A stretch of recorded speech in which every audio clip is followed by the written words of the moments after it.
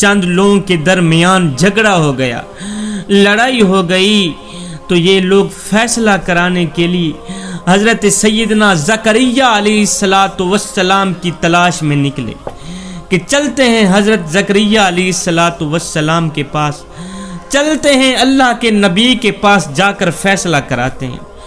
یہ لوگ چلتے چلتے جب آپ کے گھر پہنچے تو انہیں معلوم ہوا، بتایا گیا کہ اللہ کے نبی گھر میں موجود نہیں۔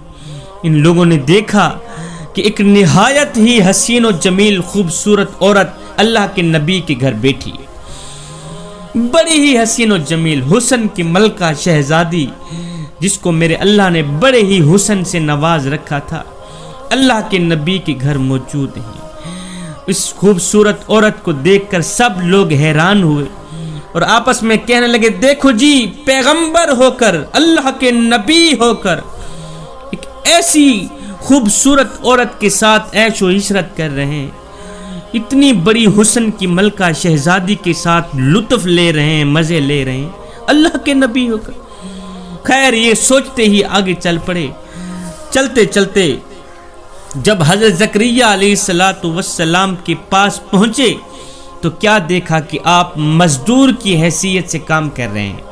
کسی کا گھر بن رہا تھا، مکان بن رہا تھا، مزدور کی جگہ کام کر رہے تھے اور اس وقت کھانا کھا رہے تھے۔ وہ لوگ آئے، ساتھ بیٹھے، وہ لوگ اپنا ماجرا بیان کرتے رہے، لیکن آپ کھانا کھاتے رہے۔ وہ لوگ اپنا ماجرا بیان کرتے رہے کہ اس طرح لڑائی ہوئی، اس طرح جھگڑا ہوا، تو آپ لوگ کھانے میں ہی مصروف رہے۔ لیکن آپ نے ان لوگوں سے اتنا بھی نہ کہا کہ آؤ میرے ساتھ کھانا کھا۔ اور پھر جب کھانا کھانے سے فارغ ہوئے، جب وہاں سے اٹھے تو ننگے پاؤں ہی باہر چلے گئے، ننگے پاؤں بغیر جوتا پہنے اٹھے باہر چلے گئے۔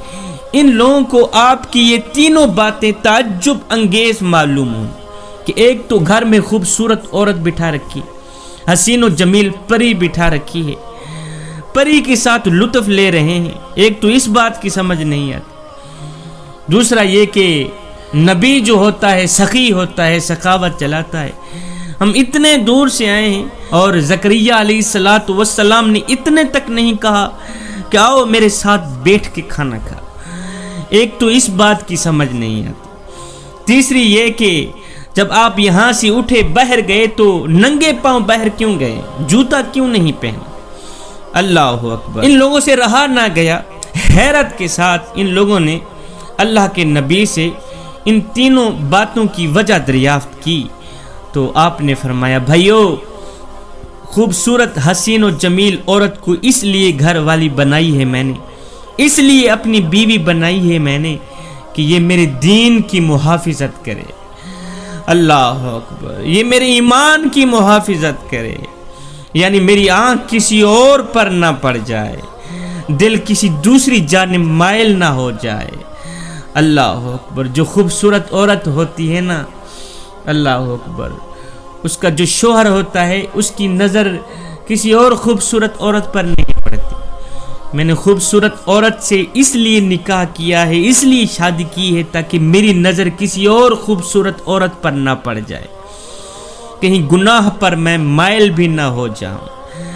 اور جو تمہیں کھانا کھانے کو نہیں پوچھا، اس لیے نہیں پوچھا، اس کی وجہ یہ ہے کہ وہ کھانا مزدوری کی اجرت کے طور پر مجھے ملا تھا اور مجھے اس لیے دیا گیا تھا کہ مالکوں کا کام اچھی طرح سے کروں۔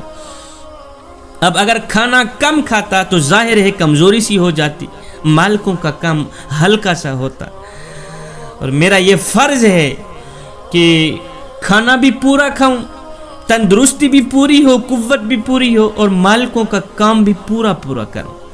باقی رہا ننگے پاؤں باہر آنا، تو اس کی وجہ یہ تھی کہ اس زمین کے مالکوں کے درمیان دشمنی پائی جاتی ہے، اور میں نہیں چاہتا کہ اس زمین کی مٹی میرے جوتوں میں لگے اور کسی دوسری زمین تک جا پہنچے۔ اللہ اکبر۔ یہی ان تمام چیزوں کی وجہ ہے، یہی ان تمام باتوں کی وجہ ہے۔ اللہ اکبر۔ تم لوگوں نے کیا سمجھا کہ میں خوبصورت عورت سے لطف لیتا ہوں، مزے لیتا ہوں؟ نہ نہ نہ، خوبصورت عورت کو بیوی میں نے اس لیے بنائی ہے، اس لیے اپنے نکاح میں لیا ہے اسے اس لیے قبول کیا ہے کہ وہ میرے دین کی محافظت کرے، وہ میرے ایمان کی دیکھ بھال کرے، میرے ایمان کی محافظت کرے۔